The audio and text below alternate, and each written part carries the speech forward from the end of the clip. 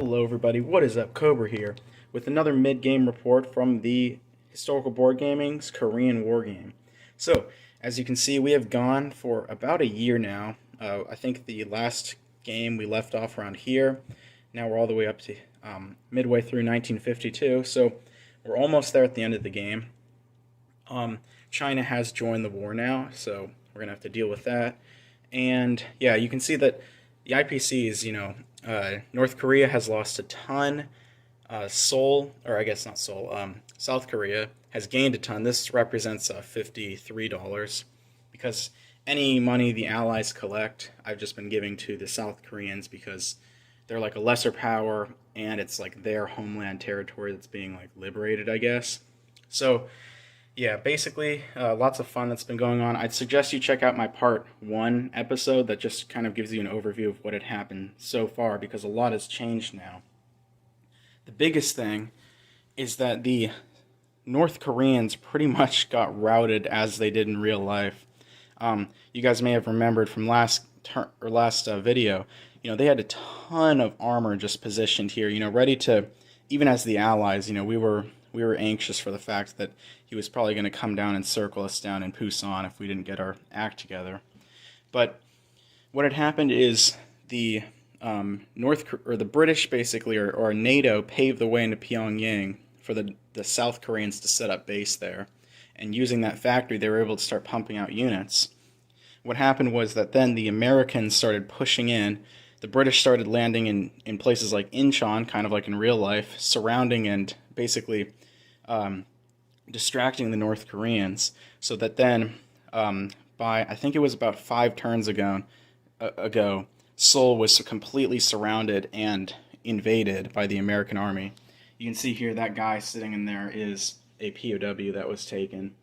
So then the South Koreans had been doing their work. They pretty much had recaptured the North 38th parallel along with the surrounding city or the surrounding area of Pyongyang.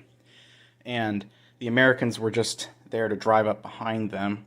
So, as you can see, the situation now is just an absolute mess up here at the border with China. What's happened is the Allies have set up this front line, as you can see here, with the British trying to control the western sector over here. The South Koreans, and here you can see the South Korean Air Force, you can see has got this nice supply line going up to the Yalu River from Pyongyang.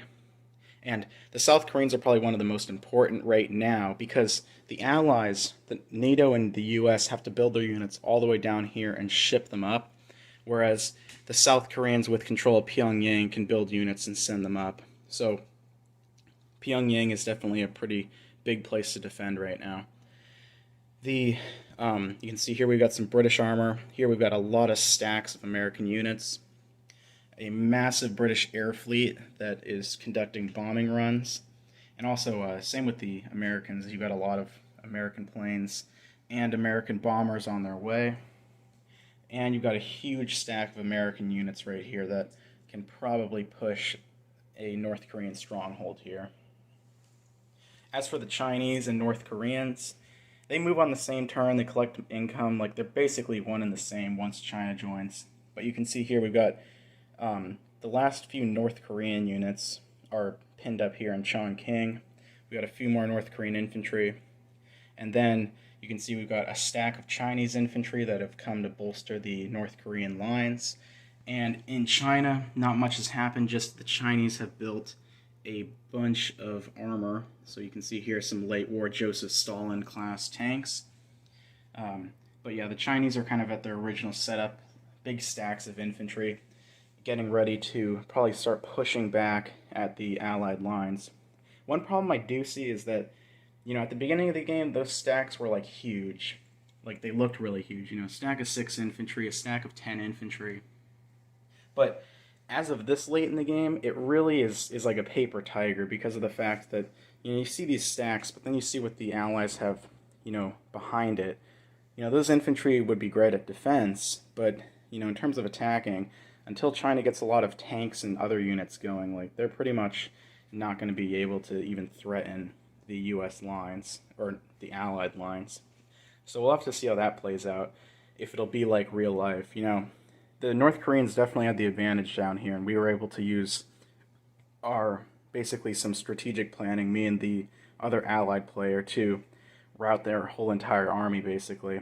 So, who knows here? The Chinese could make a push for Pyongyang, take that, and then we lose our biggest supply path. And at that point, maybe they get some money and they start building an air force and start trying to sink our transports. So that's definitely a real risk we have to think about.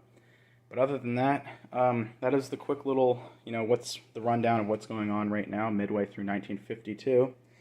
And I hope to get back to you again at like an end game and then also a review of this game, because it's been really fun and I hope to talk to you guys more about this game. So yeah, hope you guys enjoyed this video and I hope to see you guys again. Cobra out.